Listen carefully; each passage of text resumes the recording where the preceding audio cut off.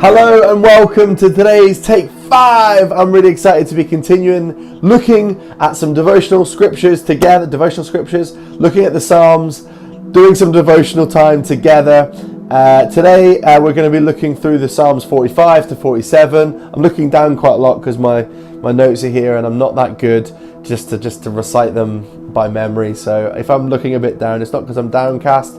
It's because my notes are literally Anyway, moving on. Specifically, I want to look at Psalm 46 verse 10. It says this: "Be still and know that I am God." I want to ask you a question. When was the last time that you were still? When was the last time that you were just still, waiting, kind of like not doing anything, but just being still, striving after God's presence, waiting on Him in stillness and in solitude? When was the last time that you had that? Because I find that in today's culture where everything is 100 miles an hour, how quickly can we get this next thing? When is the next area of challenge or need? When can we get the thing done? How quickly can we get it done? But ultimately, this call for solitude and stillness, it doesn't often happen. And I know that isn't true for myself. Maybe I'm just preaching to the choir, and by choir I mean me. But this call to stillness, this call to solitude, be still and know that I am God, it's a really challenging practice.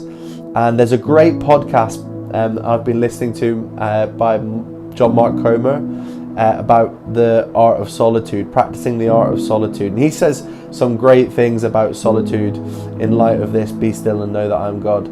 He said that solitude leads to surrender.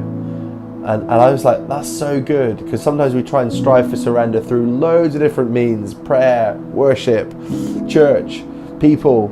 If we can just surrender to God through reading the Bible, but actually solitude is often the key in being in that place of surrender. And recognizing the difference between solitude and being alone. There is a difference, even within outside of church context. They were talking about this on the podcast. I'm just basically pillaging the podcast for this devotional time, but it's good. It's a good podcast, The Art of Solitude. But they said that even in the secular world, there's a difference in psychology that they're looking at between solitude, practicing solitude, having this layer of religion within the time that we give, and being alone. There is a difference that's outworked when we strive to encounter God through prayer or through silence or through whatever means which that we are still before Him, and through just being alone. I think sometimes as Christians, I'll be honest with you, I'm preaching again to myself, I can get confused between the two. I think that just by being alone, I'm practicing solitude. I'm just spending time with God. I'm out on a walk, or I'm just having a cup of tea, in stillness. And actually, that's not practicing solitude the way that we're required to practice it. Solitude is always about striving to encounter God, not just doing nothing, being alone for the sake of being alone. That's good for your mental health, maybe.